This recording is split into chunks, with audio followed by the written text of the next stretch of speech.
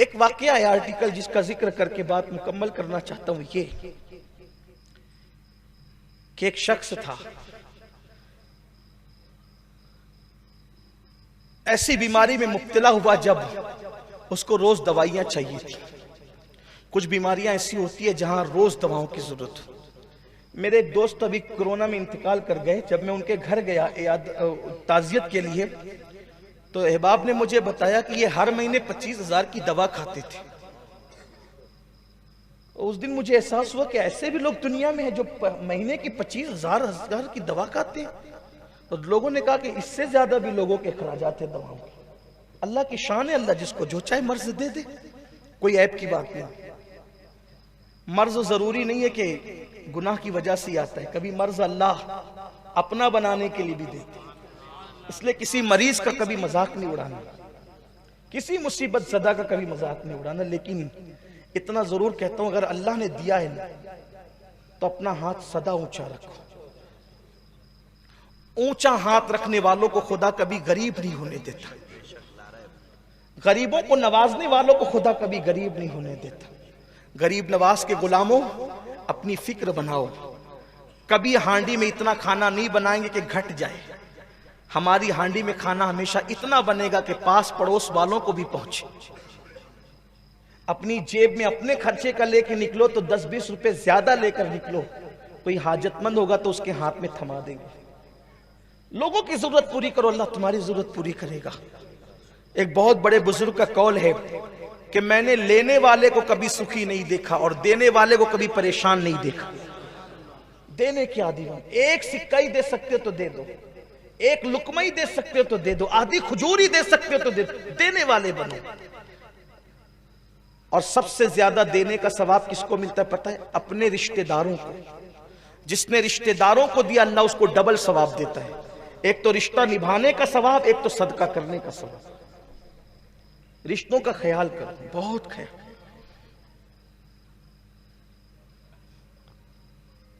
तुम ऐसे मर्ज में वो बंदा गिरफ्तार हुआ कि उसको रोज दवाइयां चाहिए।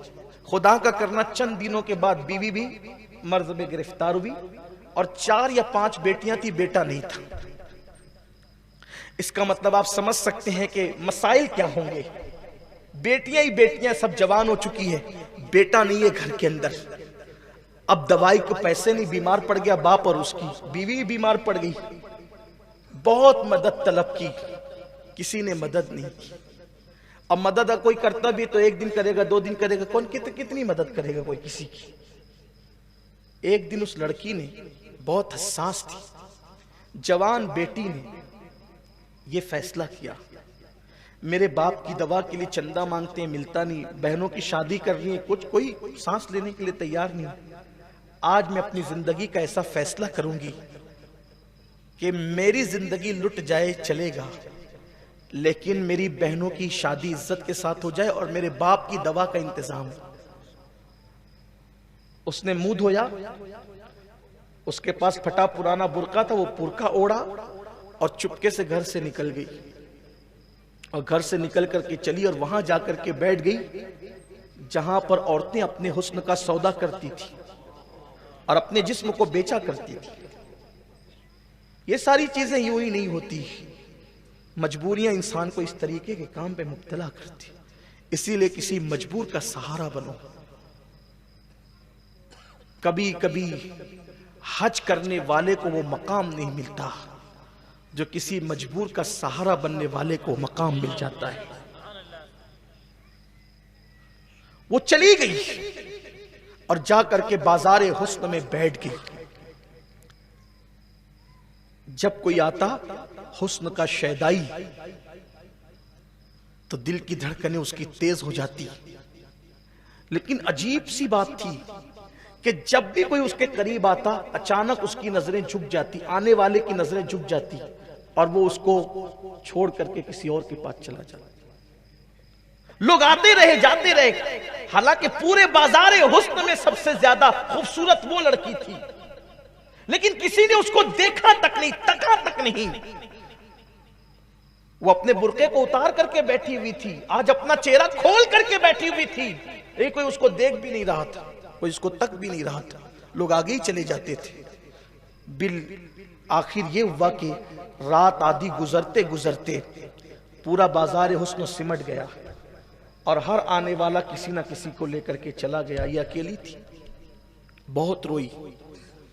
आई तो थी जिस्म बेचने के लिए कि बहनों की शादी करा दूंगी और बाप के लिए दवा का अच्छा इंतजाम कर दूंगी, लेकिन इसमें भी मैं कामयाब ना हो सकी। बहुत रोई, हालात की सताई थी, किस्मत की मारी नहीं थी, हालात की सताई थी, इसलिए कि किस्मत उसकी बहुत अच्छी थी।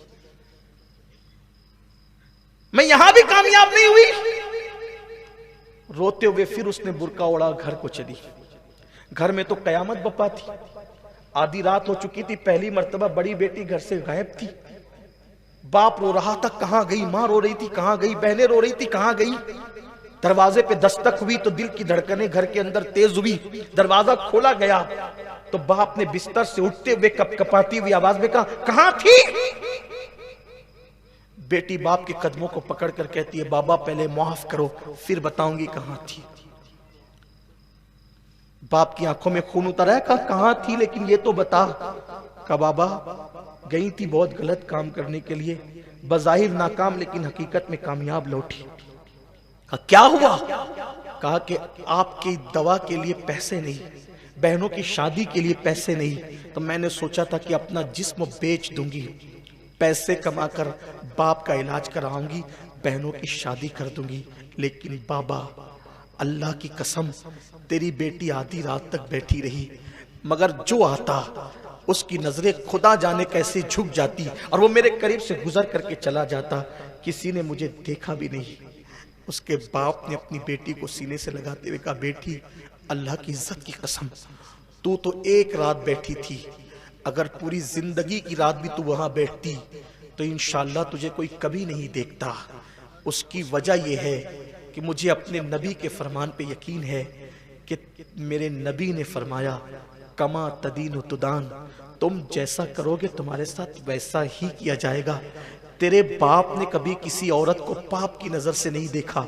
जब तेरे बाप ने किसी को पाप की नजर से नहीं देखा तो मेरी बेटियों कोई पाप की नजर से कैसे देख सकता है? मेरी बेटी तुझे कोई कुछ नहीं कर सकता था, मुझे यकीन है। लेकिन यहाँ ये बात मैं कहना चाहता हूँ, इस तरह की कितनी बेटियां होगी है ना जो अपनी आबरू को बेच रही होगी, कितनी बेटियां होगी। और कयामत के दिन जब हम जैसे लोगों से पूछा जाएगा कि तुम लोग कहीं कहीं देख के खिचड़े बना करके कुछ खिला करके कुछ गट्टरों में फेंक दिया करते थे और लौजों में आबरू बिकती थी, तो उस वक्त हम अल्लाह की बारगाह में क्या जवाब? वल्लाह इमाम हुसैन का खिचड़ा बनाओ, जरूर बनाओ, लेकिन जितनी जरूरत है उतना बनाओ। गट्टरों में फेंक रहे हो। ये इतने महंगे महंगे हार जलसों में पहनाए जा रहे हैं, मुकर्रिर को 50 बार मना करने के बाद भी इन हारों को 2 सेकंड में पहन करके कौन से इंसान के दर्जे बुलंद होने वाले हैं? जब कौम की बेटियां लाजों में अपनी आबरू फरोख्त करें गुर्बत की वजह से, मैं कहता हूं क्या हम जलसों के अखराजात पे कंट्रोल नहीं कर सकते? जलसों के अखराजात पे कंट्रोल करो, उर्सों के अखराजात पे कंट्रोल करो, शादियों के अखराजात पे कंट्रोल करो और गरीब परवरी का जज्बा अपने दिलों के अंदर पैदा करो, तब कहीं गरीब बच्चियों की इज्जत और आबरू को तहफ्फुज फराम हो सकेगा। वरना कयामत के दिन अल्लाह की बारगाह में मुंह दिखाने के काबिल नहीं होंगे। गरीब नवाज है। गरीब नवाज के गुलामों, हम गरीब नवाज नहीं बन सकते, कम से कम गरीब ख्याल तो बनो, गरीब परवर तो बनो, गरीब का ख्याल करने वाले तो बनो। मैं अपने अल्लाह से दुआ करता हूँ कि अल्लाह हमें गरीबों का ख्याल करने की तौफीक अता फरमाए। मेरे आका दुआ करते थे, ए अल्लाह मुझे गरीबों में हयात रख और मुझे गरीबों ही में उठा, और क़यामत के दिन मैदान महशर में मैं उठूं तो भी गरीब मेरे साथ। इसलिए हमें गरीबों का ख्याल करना होगा। अल्लाह ताला से दुआ करता हूँ अल्लाह हम सबको सरकार गरीब नवाज के मिशन की तरफ बढ़ने की तौफीक अता फरमाए।